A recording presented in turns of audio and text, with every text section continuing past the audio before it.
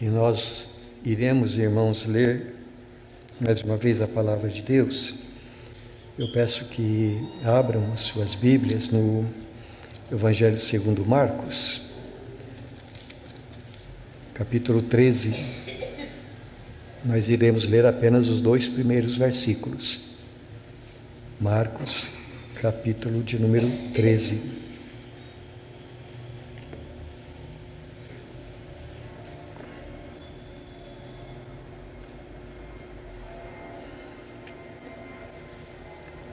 Ao sair Jesus do templo, disse-lhe um dos seus discípulos: Mestre, que pedras, que construções! Mas Jesus lhe disse: Vês estas grandes construções? Não ficará pedra sobre pedra que não seja derribada. Apenas esses 2 versículos inicialmente, meus irmãos. Que o Espírito Santo, que trouxe para nós essa palavra, Ele também, por sua graça, ilumine nossas mentes, nossos corações, para que nós sejamos por ela orientados. Eu acho que todos nós aqui já estivemos diante de alguma construção, em algum momento na vida. Um museu, uma catedral, um teatro, um estádio de futebol, alguma coisa que, assim, nós olhemos, percebamos a grandeza e dizemos assim em nosso coração: uau, que coisa linda! Não é à toa que a arquitetura é chamada, ou é descrita, como uma das 7 belas artes clássicas. Porque nas grandes construções, tudo chama a atenção para os nossos olhos e traz uma mensagem para o nosso coração. Quando nós contemplamos, eu estou lembrando lá do Teatro Amazonas, Tequinha, não é? É de ouro aquilo ali em cima, ali na frente, por dentro, né? Tudo feito a ouro, ou pelo menos é o que dizem, e a gente olha. É uma coisa impressionante. E quanto mais, meus irmãos, deve acontecer, ou devia acontecer, quando as pessoas chegavam em Jerusalém e olhavam para o grande templo que tinha sido primeiro construído por Salomão, depois destruído e reconstruído nos dias de Esdras. E agora, já fazia mais ou menos uns 48 anos, Herodes havia começado uma 3ª construção naquele templo. Dizem os estudiosos do assunto que, de frente e de profundidade,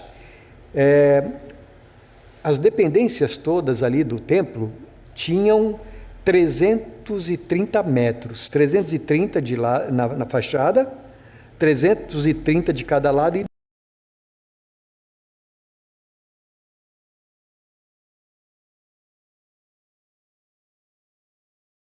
algumas questões introdutórias, e depois nas nossas, se Deus assim conceder, as nossas próximas 3 mensagens, nós iremos dividir aqui por assuntos o texto de Marcos capítulo 13 e falar mais extensamente a respeito dos vários aspectos que Jesus nos diz aqui.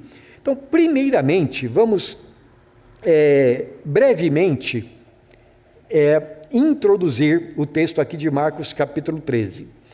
Primeira coisa que eu gostaria de destacar é que Jesus aqui, ele está respondendo a uma pergunta que os discípulos haviam feito para ele a respeito dos tempos do fim. Tudo aquilo que Jesus vai falar no texto de Mateus capítulo 13 é em resposta a uma pergunta deles. Agora, há 2 ou 3 razões para nós dizermos que Jesus está falando sobre os tempos do fim. A primeira razão é que o texto paralelo de Mateus capítulo 24, ele relaciona as 2 coisas, isto é, a queda de Jerusalém e a vinda de Jesus para julgar o mundo. Eu quero pedir que você, por favor, abra lá em Mateus capítulo 24 agora, nós vamos ler o versículo de número 3. Mateus 24, 3. Já voltou à internet, Breno? Já? Então eu não posso pedir para os irmãos lerem em voz alta o texto aqui. Mateus 24, 3. Porque se algum dos irmãos ler aí, não vai pegar na internet, é por isso que eu estou perguntando para ele, né? Então eu mesmo irei ler os textos. Mateus 24, 3 está escrito assim: no Monte das Oliveiras, achava-se Jesus assentado, quando se aproximaram dele os discípulos, em particular, e lhe pediram: dize-nos, quando sucederão estas coisas? E que sinal haverá da tua vinda e da consumação do século? Se você ler os 2 versículos anteriores, verá que aqui é o mesmo contexto. Jesus havia acabado de falar para eles que no templo não ficaria pedra sobre pedra. Então eles saem dali, eles vão para o Monte das Oliveiras. Lá eles tinham uma visão bonita do templo, e Jesus está ali assentado, e 4 dos discípulos dele, Pedro, Tiago, João e André, fazem essa pergunta para o Senhor: Senhor, quando é que isto vai acontecer? Quais serão os sinais de que o Senhor está para voltar? E para usar uma linguagem nossa, quando é que vai acontecer o fim do mundo? E por que eles fazem essa pergunta para Jesus? Porque na mente deles, não era possível que o templo de Jerusalém fosse destruído, a menos que tivesse chegado o fim do mundo. Porque, afinal de contas, o templo era a casa de Deus, era o lugar mais santo da terra. Jamais ele poderia ser destruído. Se ele está sendo destruído, é porque o final do mundo, o fim do mundo, já aconteceu. E então, eles fazem isso: Senhor, eles fazem essa pergunta: quando é que isso vai acontecer? Que sinais da tua vinda e do fim do mundo também? A segunda razão pela qual Jesus fala a respeito do fim do mundo, além de falar da destruição de Jerusalém, é que Jesus, que nós podemos observar aqui, ele está explicando para os discípulos essas coisas, a fim de que eles estivessem prestando atenção nos acontecimentos. Então eu quero voltar agora com os irmãos para Marcos capítulo 13, depois iremos para Lucas também, e agora eu quero ler com os irmãos, lá em Marcos 13, o versículo de número 14. Jesus diz assim: quando, pois, vires o abominável da desolação, situado onde não deve estar, quem lê, entenda. Então os que estiverem na Judéia, fujam para os montes.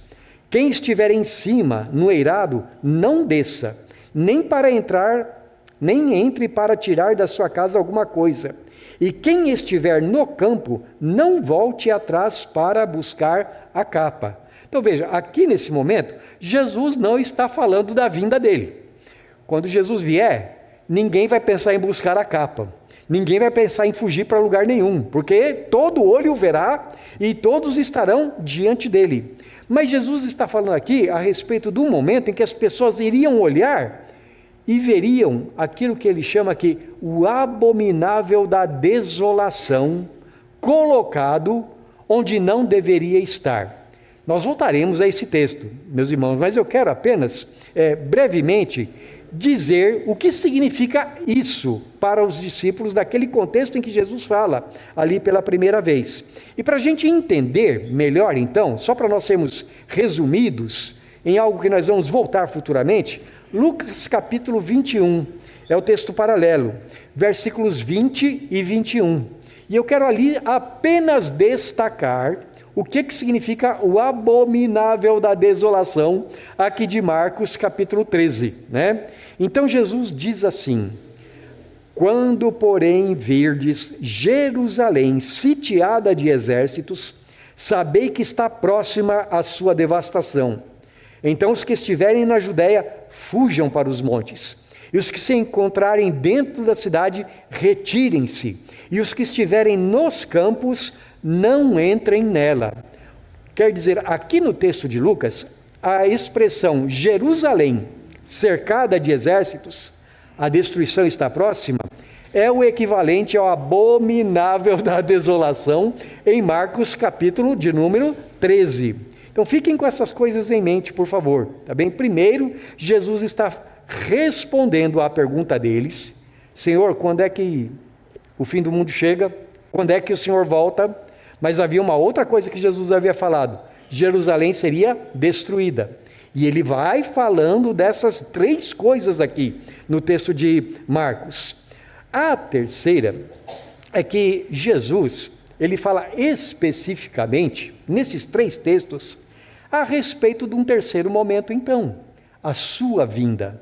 Então volte, por favor, para Marcos capítulo 13, a gente vai ler os versículos 26 e 27. E Jesus diz que no final de uma série de coisas que acontecerão, ele diz assim: então verão o Filho do Homem vir nas nuvens com grande poder e glória, e ele enviará os anjos e reunirá os seus escolhidos dos 4 ventos, da extremidade da terra até a extremidade do céu. Então, esse é o outro assunto que ele está abordando. Então, primeiro, a destruição de Jerusalém. Segundo, a volta dele. Mas no meio, ou entre uma coisa e outra, aqui estamos nós. Aqui estão os crentes. E Jesus, então, ele fala, um terceiro aspecto do ensino de Jesus aqui, é as coisas que aconteceriam conosco, com o povo dele, com a sua igreja. Mas eu quero abrir mais um parêntese aqui. Eu disse agora há pouco que a expressão escatologia, ela significa doutrina das últimas coisas, ou dos últimos dias. Essa expressão, últimos dias, ela não aparece aqui em Marcos capítulo 13, ao contrário, é uma outra expressão que Jesus usa aqui, que é bastante próxima. Jesus diz assim, várias vezes, conforme nós veremos: naqueles dias acontecerá isso, naqueles dias acontecerá aquilo, naquele dia acontecerá tal coisa. E isso é uma expressão que os profetas do Antigo Testamento usavam para se referir aos tempos do fim. Lembra, por exemplo, o profeta Joel? E acontecerá nos últimos dias, diz o Senhor, que derramarei o meu espírito sobre toda a carne. Já leu isso lá no profeta Joel, não é? E quando é que isso aconteceu? Ou quando é que isso vai acontecer? Lembram-se quem é que usa essa expressão? Em Atos capítulo 2? Quem que era, Laura? Pedro está explicando lá, não é? Sobre o derramamento do Espírito Santo. E aí o que Pedro explica? O que está acontecendo foi o que disse o profeta Joel: acontecerá nos últimos dias, diz o Senhor. Percebeu o que eu quero dizer? Quando é que os últimos dias começaram? Ou quando é que eles começarão? Já começaram. Desde o tempo em que a Bíblia foi escrita, nós estamos vivendo no último tempo da história. Quando Marcos escreveu, provavelmente Jerusalém ainda não tinha sido destruída, mas estava para acontecer. E os discípulos disseram, ou melhor, Jesus disse para eles: olha, eu estou falando para vocês agora, porque para quando acontecer, vocês saibam que eu havia dito que seria desta maneira. Então essa é a primeira coisa, o conteúdo aqui: a vinda de Jesus, a queda de Jerusalém e o que aconteceria conosco. Segundo, Jesus diz o que acontecerá conosco, que é o nosso foco agora. A parte dos 2 grandes acontecimentos pontuais, isto é, a queda de Jerusalém e a destruição do templo, que seria juízo de Deus sobre Israel, e também da volta de Jesus, que vai ser juízo sobre o mundo, Jesus descreve aqui o que aconteceria com a sua igreja nesses dias. E ele vai dizendo assim, olha, serão dias de salvação, serão dias em que os meus escolhidos estarão sendo ajuntados, mas serão dias de muito sofrimento para o meu povo também. Eu quero ler algumas coisas que ele fala aqui com os irmãos. Primeiro, Jesus falando a respeito do mundo, ele diz assim, olha, e vocês vão ouvir falar sobre guerras e rumores de guerras. Haverá terremotos, haverá epidemias. E ele também diz que haveria fomes espalhadas pelo mundo inteiro. O mundo, ou melhor, o povo de Deus, em meio a tudo isso, seria odiado, ou eu diria, seria e é odiado pelo mundo. O povo de Deus é perseguido, é maltratado, é até morto muitas vezes pelos incrédulos. No meio do povo de Deus, Jesus vai dizer aqui, muitos infiltrados como se fossem lobos em pele de cordeiros. Gente que se finge cristã, que se finge irmão, mas que não é de verdade. Então quero ler com vocês agora alguns versículos onde Jesus fala sobre isso. Primeiramente os versículos 5 e 6. Jesus diz assim, então diz assim o texto: Então Jesus passou a dizer-lhes: Vede que ninguém vos engane. Muitos virão em meu nome, dizendo, sou eu, e enganarão a muitos. Versículos 7 e 8, meus irmãos, falando a respeito do mundo. Então Jesus diz assim: Quando, porém, ouvirdes falar de guerras e rumores de guerras, não vos assusteis. É necessário assim acontecer, mas ainda não é o fim. Porque se levantará nação contra nação e reino contra reino. Haverá terremotos em vários lugares e também fomes. Estas coisas são o princípio das dores. Agora Jesus, ele diz o que aconteceria entre o povo mais chegado, o povo da fé em Cristo Jesus. Ele diz assim, versículo 9, estai vós de sobreaviso, porque vos entregarão aos tribunais e às sinagogas, sereis açoitados, e vos farão comparecer à presença dos governadores e reis, por minha causa, para lhes servir de testemunho. Mas tem uma outra coisa que precisa acontecer, versículo 10, mas é necessário que primeiro o evangelho seja pregado a todas as nações. E finalmente, meus irmãos, versículos 12 e 13, um irmão entregará à morte outro irmão, e o pai ao filho. Filhos haverá que se levantarão contra os progenitores, e os matarão. Sereis odiados de todos por causa do meu nome. Aquele, porém, que perseverar até o fim, esse será salvo. Então aqui, irmãos, Jesus está pintando um quadro geral, né? No mundo, tribulações de toda parte. E no meio dos crentes, o quê? Tribulação pior ainda. Porque além de sofrerem as coisas pelas quais o mundo passa, os crentes ainda serão odiados pelo mundo. Seriam odiados pelo mundo, perseguidos, maltratados, muitas vezes por gente da própria família. Um irmão entregando outro irmão, levando diante dos tribunais, para que fossem castigados por causa das suas iniquidades. Aí, uma altura dessas, você deve estar pensando mais ou menos assim, mas pastor, guerras sempre existiram, fome também, epidemias, a mesma coisa. E até hoje Jesus não voltou. Como conciliar uma coisa com a outra? E a resposta é, boa pergunta.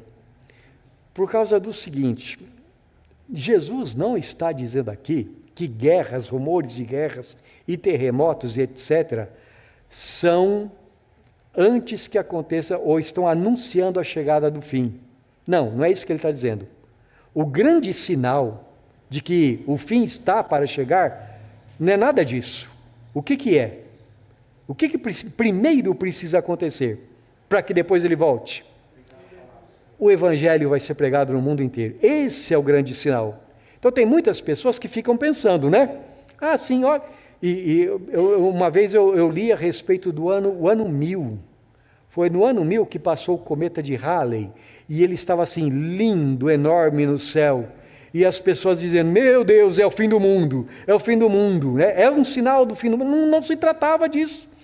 O cometa de Halley só estava aí para mostrar como Deus é lindo e criativo. Mais nada, não estava anunciando o fim do mundo. Então, veja, Jesus está dizendo assim, olha, versículo 7, ainda não é o fim. Quando vocês ouvirem a respeito de guerras, rumores de guerras, isso não é o fim, é o começo das dores.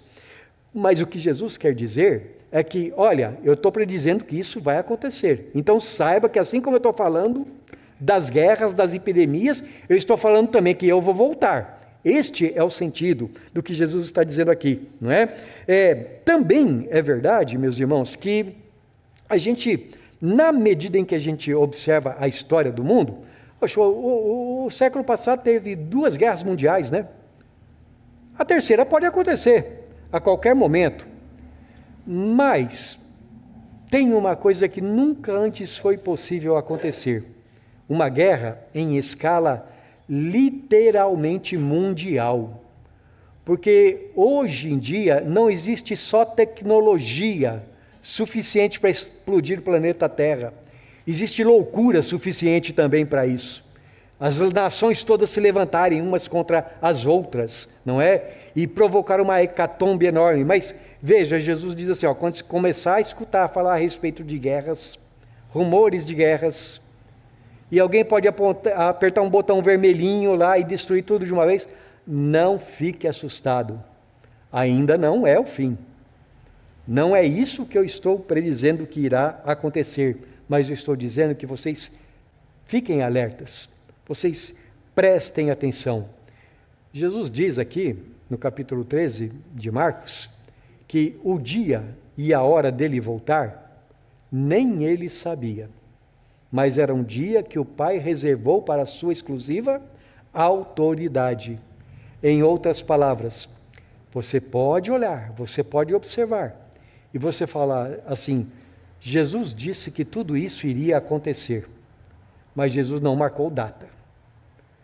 Alguém uma vez disse que Jesus não sabia o dia e a hora, mas isso não queria dizer que ele não sabia o mês e o ano. Ah, que besteira, ah, que bobagem. Jesus não tinha essa pretensão, não. O que é que Jesus quer, então, fazer quando ele fala sobre essas 3 coisas para nós? Primeiro, ele quer que nós tenhamos certeza de que tudo isso vai acontecer. Veja o versículo 23. Estai de sobreaviso, pois tudo vos tenho predito. Essa primeira coisa, fique alerta. Você já sabe como é que vai acontecer. Então preste atenção. Aliás, essa expressão, estai de sobreaviso, Jesus usa várias vezes aqui. Eu tenho predito. Veja, versículos 5 e 6, né? Onde Jesus fala de uma outra coisa que nós precisamos ter em mente. Então Jesus passou a dizer-lhes, vede que ninguém vos engane. Muitos virão em meu nome, dizendo, sou eu, e enganarão a muitos. Versículos 22 e 21 e 22. Então, se alguém vos disser, eis aqui o Cristo, ou ei-lo ali, não acrediteis, pois surgirão falsos cristos e falsos profetas, operando sinais e prodígios, para enganar, se possível, os próprios eleitos.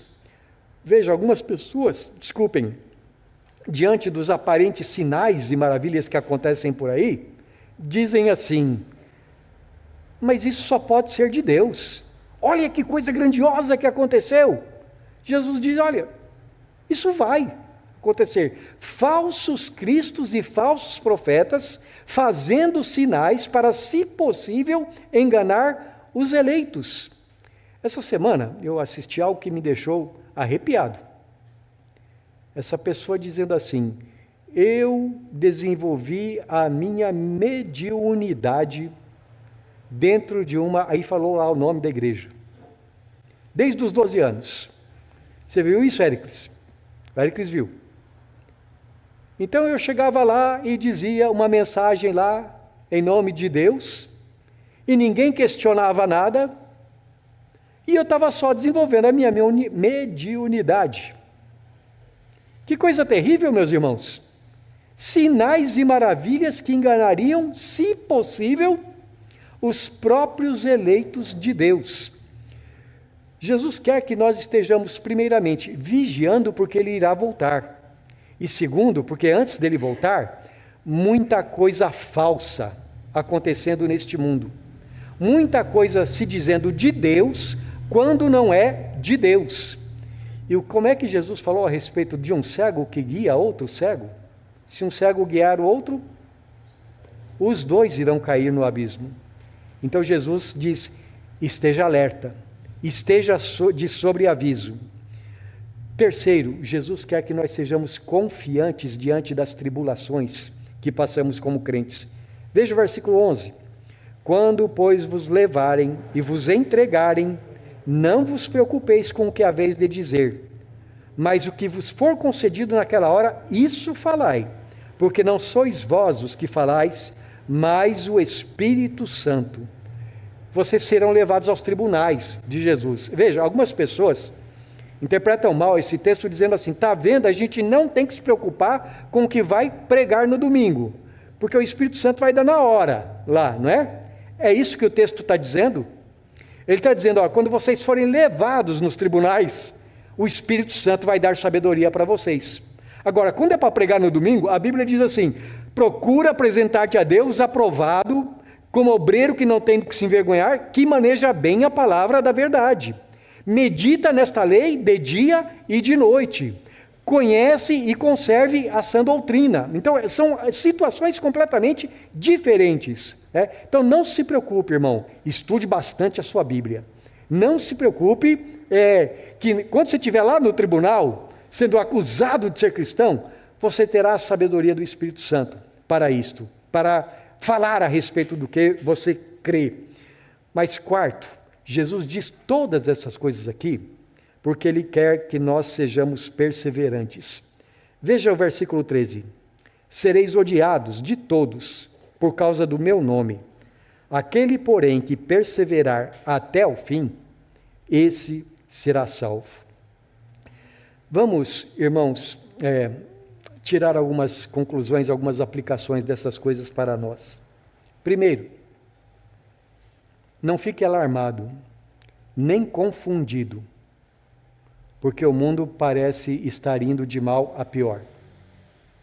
Jesus disse que é necessário que aconteça desse jeito. Ele não perdeu o controle. Ele continua no seu trono. E essas coisas são necessárias. Elas fazem parte do juízo de Deus sobre o mundo. O que Jesus quer é que você, como crente, seja simplesmente uma pessoa calma e confiante. Ai, meu Deus do céu, agora é o fim do mundo. Pandemia, guerras, rumores de guerras. É o fim do mundo. Calma, é necessário que isso aconteça. Eu acho que o nome que eu vou mencionar agora, todos vocês já ouviram falar. Henri Cristo. Já ouviram falar do Henri Cristo? Quantos anos deve ter o Henri Cristo agora? Uns 80? Eu me lembro quando eu era criança, esse homem na televisão. Esse homem falando que ele o nome já fala, Henri Cristo.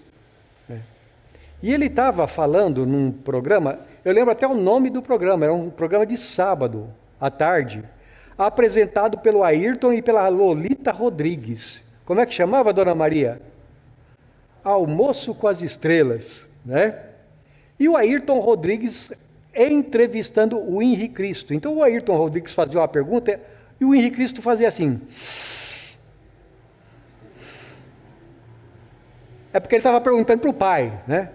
E aí ele falava as bobagens dele lá. E o Ayrton Rodrigues, ele falou assim, eu acho melhor a gente não ficar brincando com isso não, porque eu não conheço essas coisas, e vai que...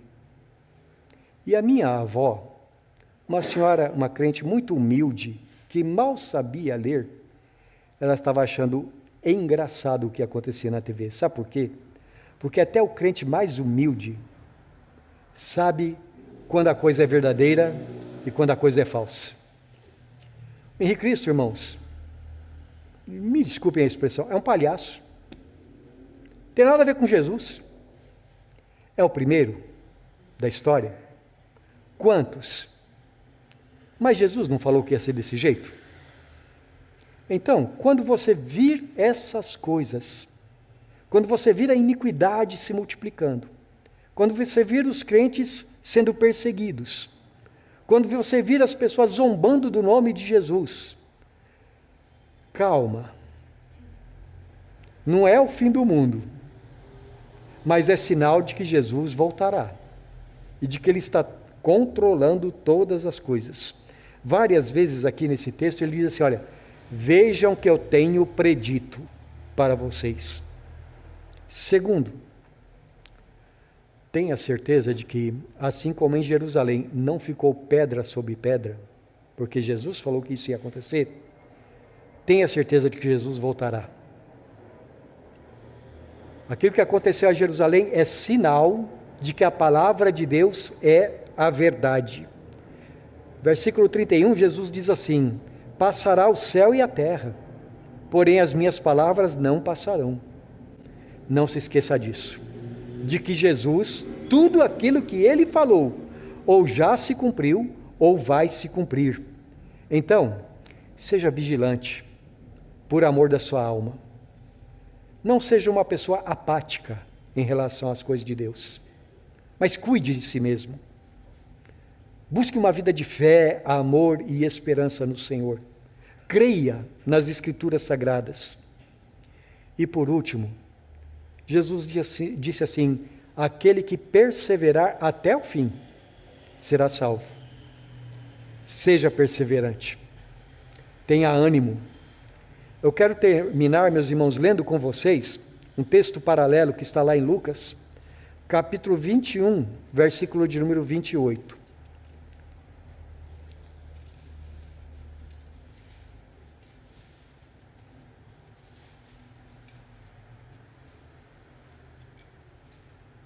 E depois de você ler essas palavras de Jesus, se você quiser dançar a noite inteira, você pode.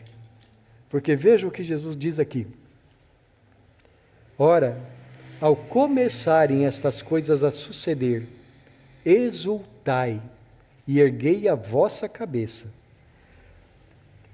porque a vossa redenção está próxima.